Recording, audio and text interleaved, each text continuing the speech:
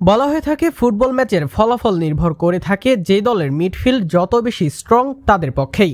মিডফিল্ডের ভারসাম্য পুরো ম্যাচে দলকে আধিপত্য বিস্তার করতে যেমন সাহায্য করে, তেমনি ম্যাচ রেজাল্ট হোক কিংবা বাকি অন্য সব তত্ত্ব সবকিছুতেই দলটিকে যোজন যোজন এগিয়ে রাখে। 2026 বিশ্বকাপে অংশগ্রহণকারী দলগুলোর মধ্যে কাদের মিডফিল্ড সবচেয়ে বেশি শক্তিশালী, চলুন সেটা নিয়েই আলাপ করা যাক। প্রথমে বলতেই হয় ইউরোপিয়ান চ্যাম্পিয়ন স্পেনের কথা। দলটিতে বর্তমানে রয়েছে বিশ্বমানের মিডফিল্ড ত্রয়ী, যাদের অবদানে লাস্ট ইউরো জয় করে নিতে সক্ষম হয়েছে স্পেন দলটি।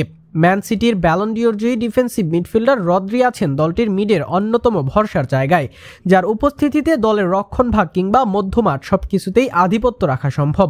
যদিও তাকে বর্তমানে ইনজুরিতে বেশ বেগ পোহাতে হচ্ছে, তবে বিশ্বকাপের আগে সম্পূর্ণ ফিট দেখা যাবে আশা করা যায়। রদ্রির পাশাপাশি স্পেনের পাইপলাইনে রয়েছেন বার্সেলোনার মিডফিল্ড মাইস্ট্রো পেদ্রি।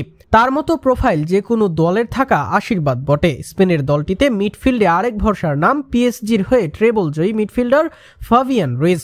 মিডিয়ার লাইমলাইটে তেমন একটা না আসলেও নীরবে নিভৃতে অসাধারণ ধারাবাহিক পারফর্ম করে যান এই মিডফিল্ডার। এর বাইরেও দলটিতে রয়েছেন Martin Zubimendi, Dani Olmo, Fermin Lopez, Mikel মেরিনোর মতো মিডফিল্ডাররা। স্পেনের পর দ্বিতীয় দল হিসেবে মিডফিল্ডে আধিপত্যে এগিয়ে থাকবে বর্তমান পর্তুগাল জাতীয় দল। তাদের পাইপলাইনে রয়েছে বিশ্বমানের মিডফিল্ড তারকাদের মেলা। দলটির প্রধান ভরসার জায়গাই হলো মিডফিল্ড, যেখানে রয়েছে বর্তমান বিশ্বের অন্যতম সেরা সেন্ট্রাল মিডফিল্ডার ভিতিনহা। পিএসজির হয়ে ট্রেবল জয়ী এই মিডফিল্ডার ইতোমধ্যেই আন্তঃমহাদেশীয় টুর্নামেন্টে নিজেকে প্রমাণ করে এসেছেন। জোয়াও নেভেসের মতো তরুণ প্রতিভাবান মিডফিল্ডারও রয়েছে দলটির মধ্যে। ভিতিনহা নেভেস মিডফিল্ড জুটি বর্তমান ফুটবল বিশ্বে অন্যতম সেরা। তাদের সাথে ম্যানচেস্টার ইউনাইটেডের মেইন ম্যান ব্রুনো ফার্নান্দেজের উপস্থিতি পর্তুগালের মিডফিল্ড বিশ্বমঞ্চে অপ্রতিরোধ হতে সাহায্য করবে।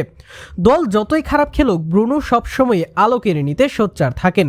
পর্তুগালের মিডফিল্ডের মধ্যে বাকি অপশনগুলো হচ্ছে Bernardo Silva, Ruben Neves, Joao পালিনহো।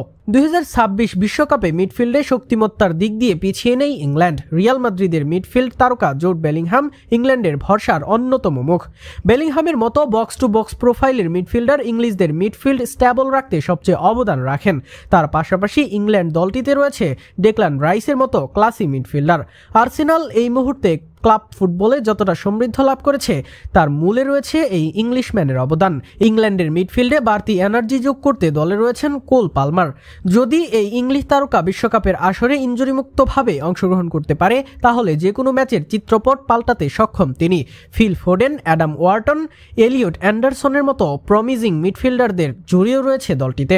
ইউরোপের বাইরে মিডফিল্ডারদের জুড়ি মেলা ভার আর্জেন্টিনা জাতীয় দলে। লিওনেল স্কালোনির অধীনে দলটিতে সুযোগ পেয়ে বেশ কয়েক বছর ধরেই সার্ভিস দিয়ে আসছেন Rodrigo De Paul, Enzo Fernandez, Mac অ্যালিস্টারের মতো মিডফিল্ড মায়েস্ট্রোরা। এদের ঐক্যবদ্ধতায় যে কোনো শক্তিশালী দলকে মিডফিল্ডে আউটপ্লে করে দেওয়ার প্রবল সম্ভাবনা আছে দলটির মধ্যে। ডিফেন্ডিং চ্যাম্পিয়ন এই মিডফিল্ড ত্রয়ীদের সাথে দলে থাকবে তরুণ নিকো পাজ, ভ্যালেন্টিন বার্কুদের মতো প্রতিভা, যাদের ইনকুলেশন বিশ্বের অন্যতম শক্তিশালী মিডফিল্ড নিয়ে বিশ্বকাপে অংশগ্রহণ করবে আলভিসিলেস তারা।